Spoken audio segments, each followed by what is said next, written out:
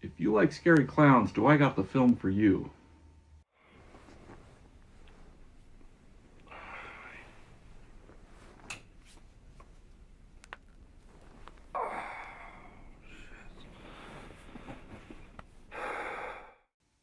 Hell House is a horror film within the subgenre known as found footage, like The Blair Witch Project or Paranormal Activity.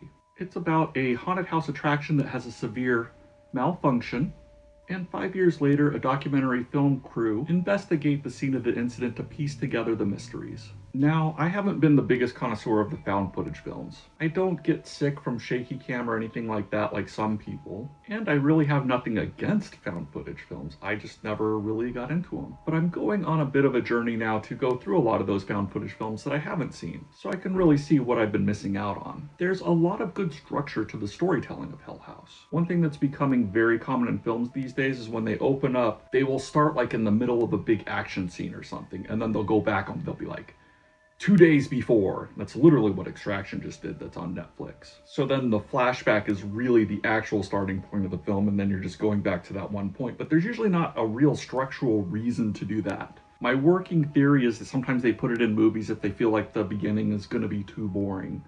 But I don't know for sure. And Hell House kind of does do that. But it makes a lot more sense structurally why you would see this certain moment and then go back from that moment. So the documentary that the person is producing, as well as this movie's hook, is to show cell phone footage from the survivors of that night of that malfunction. And that documentary is also going to use footage that was taken at the Abaddon Hotel that takes place between that incident and what essentially would be today.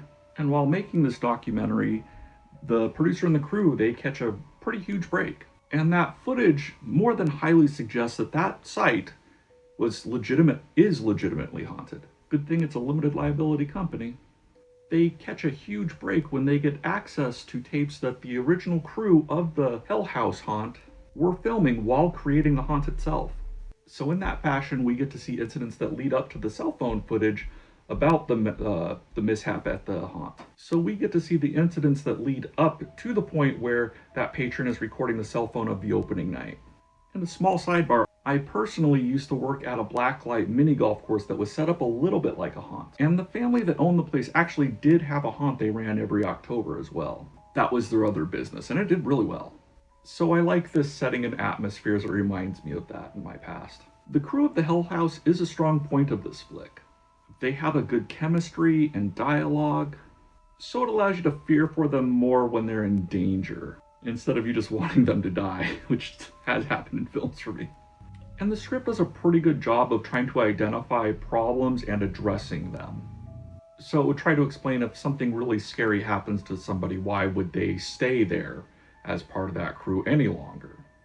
And I do like that that stuff is generally addressed. Usually even the unexpected things are addressed. Some things are more addressed than others, but this was actually planned originally as a trilogy, so sometimes they didn't want to give away too much. So it is nice to know at least ahead of time that they did think through most of everything that they could. Things like why did they pick this site in the first place, I think has a pretty satisfactory answer. They fairly organically reveal bits of the lore of the Abaddon Hotel as well. And as this was planned as a trilogy, it is a fully realized lore. You're just only getting hints of it, at least in this part one. And the atmosphere. This is spooky. The scare gags play very well. I never felt like I was just experiencing the same gag over and over and over. And if you like spooky clowns, I think this is one of the better spooky clowns in horror films. I don't think it has a specific name though, like how Terrifier is named Art. So, Hell House Clown. If you know the name of the Hell House Clown, just put it in the comments. And the Abaddon Hotel / Hell House is an actual haunt. And the owner of the haunt, basically, he became the set designer for this film as well. So there's a legitimate, real factor to it. And over time, you really see that the Abaddon Hotel has like a bunch of narrow hallways. It feels very labyrinthine. I hope I said that right. And crowded rooms with things that you always have to walk around. And a lot of haunts do have that design so that, you know, you're constantly winding everywhere so they can pack the most into every bit of your haunt experience. And a huge scary basement. And they just happen to have a basement where you can look really far down, but you don't see much else than that. It came across very well. and you do start to get a sense of where things are. You become somewhat more familiar with the layout itself of the hotel. The very narrow claustrophobic walls and the cluttered rooms heighten that scare factor of not knowing what's going to be around any corner, and allows them to use that, what I do know is a found footage trope of like, what did I see in the background? I felt there was enough plot twist too to keep things going. It could have just been crew member working, scare gag, crew member working, scare gag, just over and over and over. There was enough variety and twists and things to help it move along at a better clip. Now, the found footage genre isn't always looked very high upon. It is kind of an excuse to have low production values, and it does lend itself very well to horror films. And as Hell House itself is a low budget movie, you do see that in pieces of it. The cameras were actually okay, they didn't shake too much or anything like that, usually. But they do like to use those moments of like something like the camera messing up and what are you seeing during that mess up.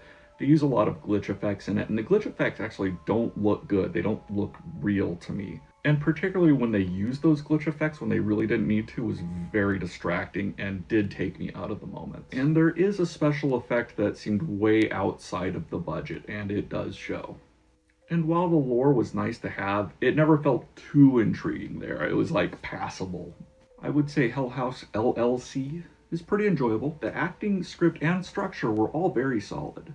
It's the setting and the scare gags where this film really excels, which is good if it's going to be a horror movie. The practical effects were fine, but some of the budget choices with the glitch effects and a non-practical effect does bring it down for me.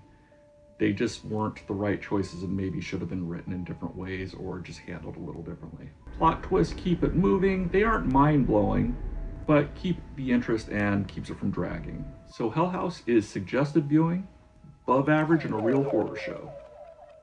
And when I was looking, it seems like it's on quite a few services, mainly Amazon Prime and Shudder. But Google told me it's also on Vudu, which I think is free. I don't know. I don't have enough time to try Vudu on top of all the other services. I just did a re-edit of an old Green Inferno discussion me and Robert had last year. It's not like it's great. It's still really rough, but it's pretty funny, I thought. So just check that out if you like to just see two guys shooting the breeze about horror films. I'm gonna do Hell House 2 and 3 and actually a lot more found footage films to build a playlist out and just to catch out on what I've been missing. So if you have any suggestions, put them in a comment. I'll check them out. If you found this review helpful on whether you would like Hell House LLC or not, consider hitting the like or unlike button for that feedback. We appreciate it all. My name is Sinclair. I go by a legal priest in a lot of social media. Don't let spoilers run your life. Peace.